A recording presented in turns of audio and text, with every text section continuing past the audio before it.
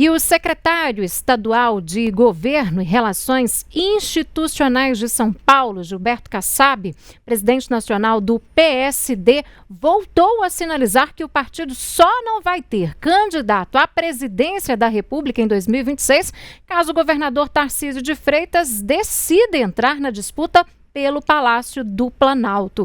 De acordo com ele, não há preferência entre os nomes dos governadores do Paraná, Ratinho Júnior, do Rio Grande do Sul, Eduardo Leite. Ambos são filiados aí ao PSD e também já manifestaram interesse, em disputar aí o Planalto. A afirmação foi feita em entrevista ao programa do Canal Livre da TV Bandeirantes. Na avaliação do líder do PSD, Tarcísio é o único nome capaz de unir aí o campo da centro-direita em uma eventual disputa contra o presidente Lula, isso já pensando nas eleições de 2026. Kassab aproveitou também para afirmar que apenas uma situação muito favorável faria o governador desistir da reeleição em São Paulo para concorrer à presidência. Ainda de acordo com ele, se Tarcísio abraçar a empreitada pelo governo federal, vai contar não só com o apoio do PSD, como também de outras legendas aí à direita, além do ex-presidente, claro, Jair Bolsonaro. Só que o governador de Goiás, Ronaldo Caiado, do União, já havia falado sobre esse cenário atual para as eleições de 2026. E chegou a classificar os governadores de direita que podem disputar o pleito presidencial como, abre aspas aí para a fala de Caiado, melhor safra que o Brasil já viu. Ele se referia a ele mesmo, ao Ratinho Júnior, ao Romeu Zema, Tarcísio de Freitas e ele mesmo e também a Jair Bolsonaro. A afirmação foi quando ele chegou na Avenida Paulista no dia 3 de agosto para participar aí da manifestação pela anistia.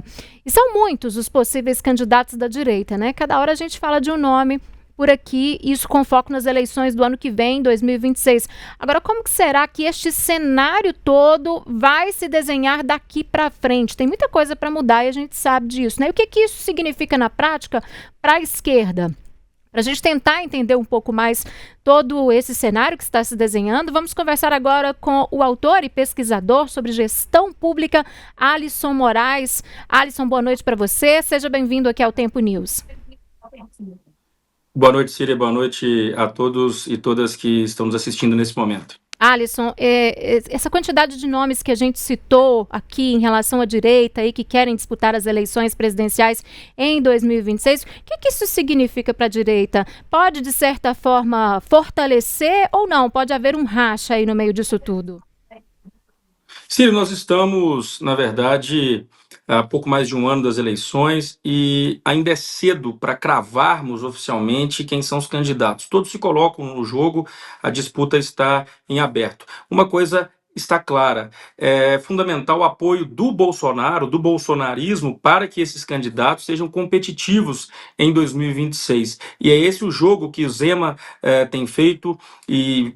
Obviamente, essas falas do Zema são todas muito calculadas, porque está claro que ele vai precisar do apoio do Bolsonaro e da base bolsonarista. Do mesmo modo, o próprio Tarcísio de Freitas, do mesmo modo, o próprio governador Caiado, de Goiás, e também o governador Ratinho Júnior, do Paraná. O que nos parece bastante claro, assim, ao analisar os números deste ano, claro, nós estamos há um pouco mais de um ano das eleições, mas o que nos parece bem claro hoje é que o bolsonarismo está mais vivo do que nunca, a polarização na sociedade brasileira ela está completamente evidenciada, os últimos números mostram cerca de 76% dos brasileiros que se identificam como petistas ou bolsonaristas. Do lado da esquerda, o Lula se coloca como candidato, isso me parece também algo bastante cristalino, ele deve ser o candidato, e do lado da direita ainda, eu acho que deve haver, possivelmente vai haver, acredito que isso aconteça, uma unificação em torno de um nome.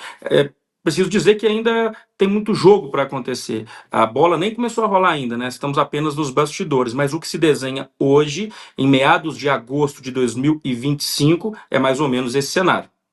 Agora, o Tarcísio de Freitas, ele vem sendo tratado aí como nome de consenso, entre partido de centro-direita. O que explica isso, essa preferência ao nome dele em relação aí ao Caiado, ao Zema ou mesmo ao Ratinho Júnior? Não sei se é consenso. Eu tenho visto algumas manifestações dizendo que o nome mais forte poderia ser o de Ratinho Júnior, por exemplo, por pesquisas qualitativas realizadas no PSD. Mas, obviamente, o governador de São Paulo larga na frente por pelo menos duas razões.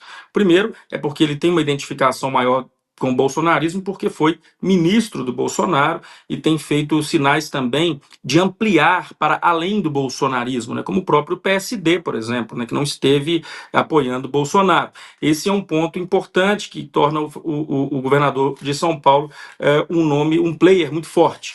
Do mesmo modo, ele também tem um outro ponto muito forte, que é o fato de governar o Estado com a maior população, portanto, o maior número de eleitores e a maior vitrine política do Brasil depois do governo federal. O governo federal é a maior vitrine política, e, em segundo lugar, certamente, é o governo do Estado de São Paulo. Esses dois fatores, no meu entendimento, são muito importantes e que colocam o Tarcísio de Freitas como o principal player da direita. Mas, como eu disse, e é importante ressaltar, ainda há muito jogo para acontecer e esse nome não está cravado. Tarcísio, que tem uma reeleição bastante encaminhada para o governo de São Paulo, não se aventuraria, teoricamente, numa disputa muito incerta para a presidência da República.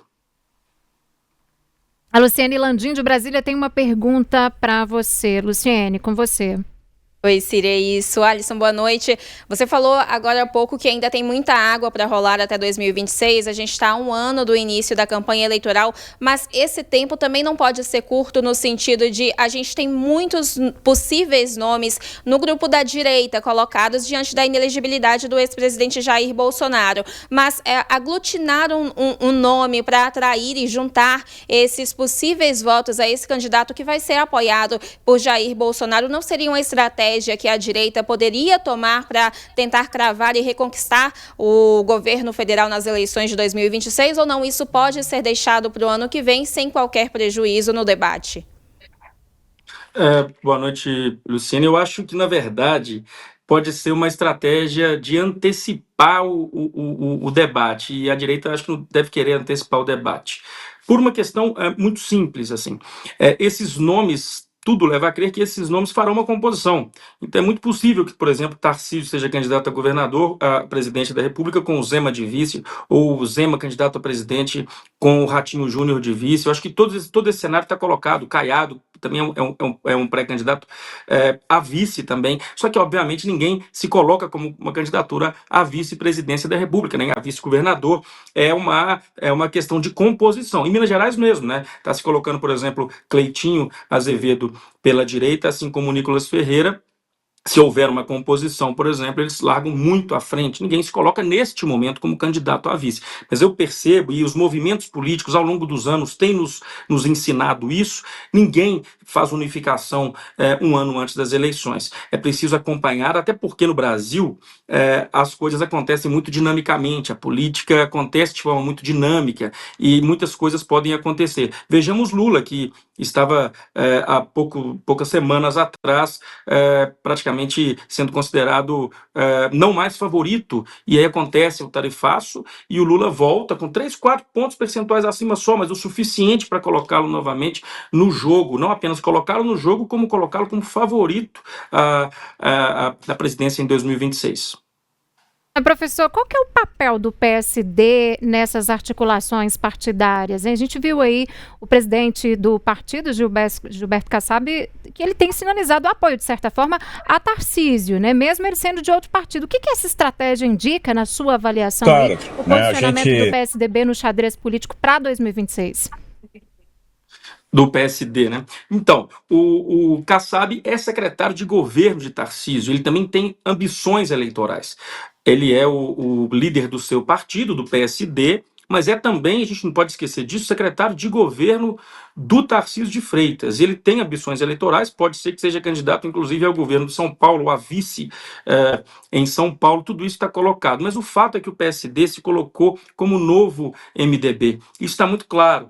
O partido da governabilidade, que coloca seus pontos e que impõe a sua agenda, que se coloca como uma agenda de centro, na verdade é uma agenda de centro-direita, muito claramente uma agenda de centro-direita, e é muito cobiçado, porque o PSD tem um grande número de deputados federais, de senadores, de governadores, de prefeitos. O PSD tem o maior número de prefeitos, por exemplo, aqui em Minas Gerais. Então, é um partido muito importante e muito cobiçado. É a noiva que todos querem levar para o altar em 2026 e Kassab é o responsável, é o pai da noiva.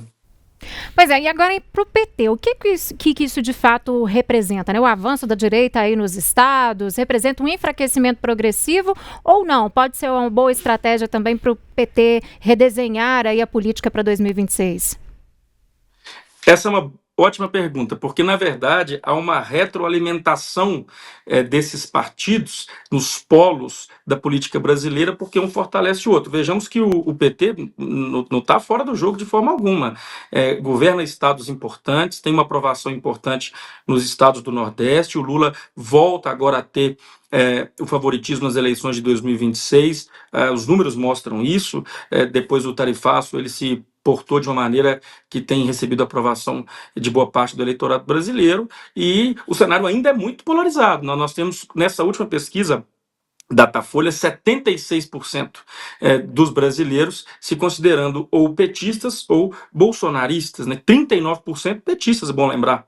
Então, o Lula é um candidato forte, é um player muito importante para 2026 também, e o Partido dos Trabalhadores, sobretudo nos estados onde ele já governa, que não é o caso de Minas Gerais. O PT é um partido forte com possibilidades de reeleições nesses estados e de eleições em alguns outros estados também, pontualmente dizendo, mas também é cedo para cravarmos essa situação. É o que se desenha, mas ainda é cedo para cravarmos essa situação. O que eu diria hoje é que, fatalmente, nós teremos a polarização de 2022 mantida para 2026, mesmo sem Bolsonaro nas urnas. Agora, diante do cenário que a gente tem hoje na sua avaliação, o que deve pesar mais na decisão do eleitor no próximo ano? A ideologia, gestão estadual bem avaliada ou a influência que esses possíveis candidatos têm nas redes sociais? Excelente essa pergunta, muito, muito boa essa pergunta.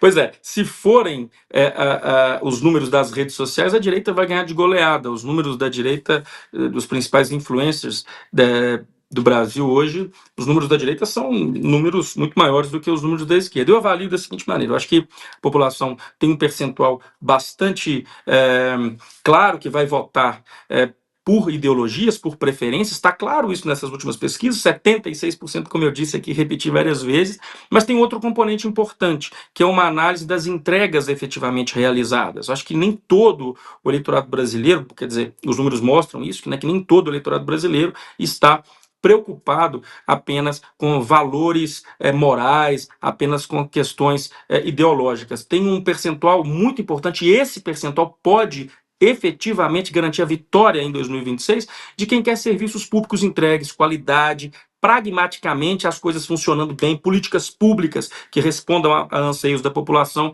A gente viu isso acontecer. Alguns candidatos conseguiram furar essa bolha, tanto no Congresso Nacional quanto inclusive em governos. Então acho que isso pode se repetir. Não é fácil cravar isso agora nesse momento, a gente precisa acompanhar, mas o que se desenha é esse cenário de polarização ainda em 2026, talvez mais forte até do que 2022, mas o detalhe pode ser importante, esse detalhe é a entrega de políticas públicas, e nesse sentido, a gente percebe, por exemplo, em Minas Gerais, o governo do estado se movimentando, e especialmente o governo federal se movimentando, com novas políticas públicas, novas entregas, e tentando organizar, para além da narrativa ideológica, entregas efetivas para a população. Alisson, você falou agora há pouco que a gente deve ver de novo esse cenário de polarização que a gente teve em 2022, mas agora em 2026, né? A gente consegue prever eleições no futuro sem que haja essa polarização, com a presença de outros grupos tendo competitividade ali no cenário eleitoral presidencial? Excelente questão também, Luciane. Eu acho que nesse momento nós não conseguimos fazer esse prognóstico. Estava conversando com alguns colegas, né, da filosofia política, da ciência política, e a avaliação que nós estávamos fazendo é justamente de que não se vislumbra no horizonte próximo o fim dessa polarização no Brasil. Então, aquele cenário que nós já vivenciamos de excepcional aprovação, né, do Lula, por exemplo, no início dos anos 2000, ou, por exemplo, em Minas Gerais, do ex-governador Aécio Neves, também, 2005, 2006, com uma alta aprovação e uma reeleição fácil, esse cenário hoje não é o prognóstico que a gente enxerga no Brasil, também não em Minas Gerais. Mas a política brasileira é dinâmica e o que fica muito claro nesse momento é que, na verdade, o Brasil ele tem um cenário muito parecido com outros países do mundo. A Europa está polarizada, né? A América Latina está polarizada. O Lula, com uma aprovação ainda considerada baixa, ele é dos líderes mais aprovados na América Latina. Vejamos isso, que coisa interessante, né? Os tempos de facilidade, de grande apoio popular, parecem realmente ter chegado ao fim por hora, porque a política é cíclica e as coisas podem mudar a qualquer momento. Tá certo. Agradeço muito a Alisson Moraes, o Alisson que é autor e pesquisador sobre gestão pública. Obrigada, viu, por atender o nosso chamado, por estar aqui conosco hoje no Tempo News e até uma próxima oportunidade. Boa noite para você. Obrigado, Cília. Abraço a todas e todos.